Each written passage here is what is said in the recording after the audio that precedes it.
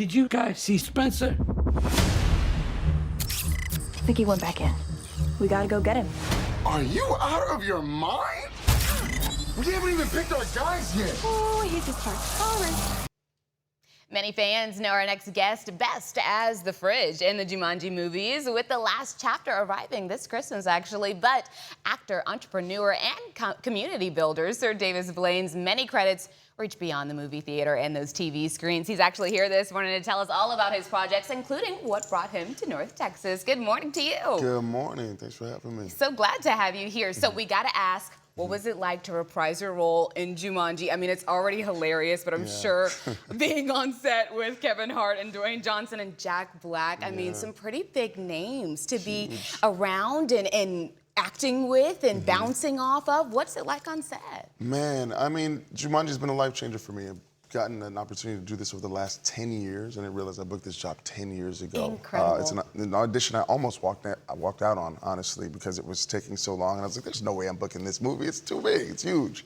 But getting an opportunity to work with Kevin Hart and The Rock and Jack Black, Karen Gillian, and then, of course, my three compatriots in the younger side of the movie, it's been incredible. I mean, it's one of those things that you pinch yourself and hope that you never wake up. There you go. Well, you haven't woken up over the last 10 years, so it's working out, right? I know, it's working out. Comes out on Christmas Day, which is exciting, so it's kind of a present to yourself. But the acting credits, you guys, they include, well, Trent, The Rookie, The Big Leap, Footloose, which is, I think, a big one for many people. And so when you ended up booking Footloose, I actually heard that you only had $35 in your pocket. Is that right? I had $35 in my bank account for sure. My mom was very sick at the time, and we had some huge decisions to make, man. I mean, LA is a town that'll eat you up in the sunshine, you know what I mean?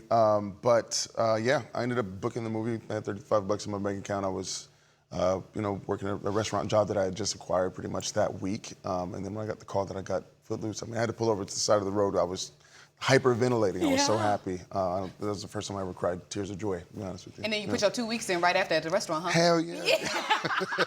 I had to get up out of there. But yeah, no. It was great though, man. I mean, I think those kind of moments help shape you as a person and give you longevity as well. Can I ask you, because you're so right in what you said, and that LA sun will eat you up and burn you up while making you try to make you feel good at the same time. And so when you were going through those trials and tribulations, like you mentioned your mother being sick, you just trying to figure out this dream, was there a moment when you were like, okay, is this possible? Do I really need to keep going with this? Or was it always, I'm gonna follow through, this is what it is, it's plan A and only? I had no fallback, so at the end of the day, I had to do it. I mean, I think anybody who's pursuing something, where you got to sort of hunt to live every single day, you have those moments where you feel like you want to give up, but I gave myself no second option. I put all of my eggs in one basket, and it's paid off. It's been the best decision I ever made in my life. Yeah, it is indeed. Any role that you've had already that's been your favorite, or one that you're kind of looking for in your future?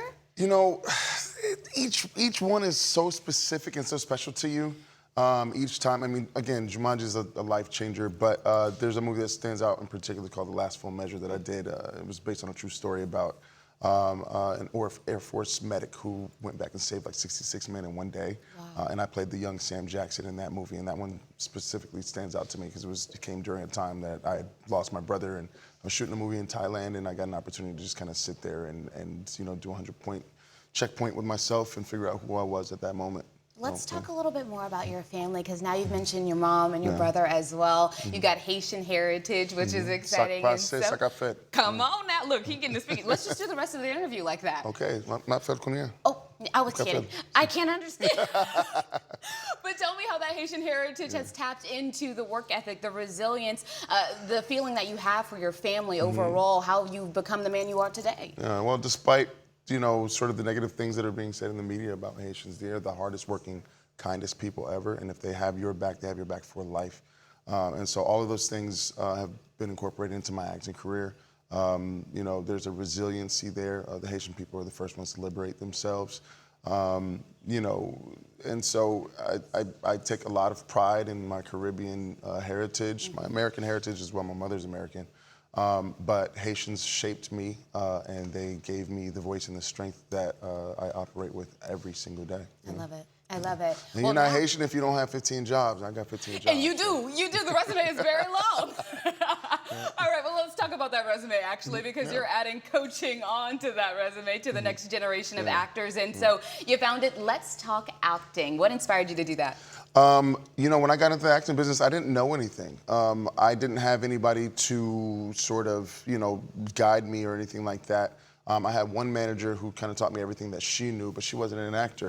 So I always thought, like, man, instead of me having to figure everything out as I go, I wish that I had somebody to mentor me and teach me the steps. And so that's what I wanted to do with actors. I think it's very important to sort of send the elevator back down and give people an opportunity to accomplish their dreams, you know. As a teacher, when I get an opportunity to see the light bulb go off in people's eyes where they realize that they can do this thing, it's really rewarding. And so I've gotten an opportunity to do that with Let's Talk Acting. I love it. And that video that we just saw was actually just last night here in North Texas. I was telling him we're an arts community. We've got all the actors out here. Idea. Yes, Forgive indeed. me, Dallas, I was not familiar with your game. So many ventures coming from you. Tell me how people can find you so they can know more about what you've got next. Yeah, you can find me on Instagram at Ser Darius Blain, SerDariusBlain. Also at Let's Talk Acting and at Top Shelf Vacations, which is my travel club as well. Yes, indeed. Thank you so much for being here this Thank you morning for and hanging having me. out I with us.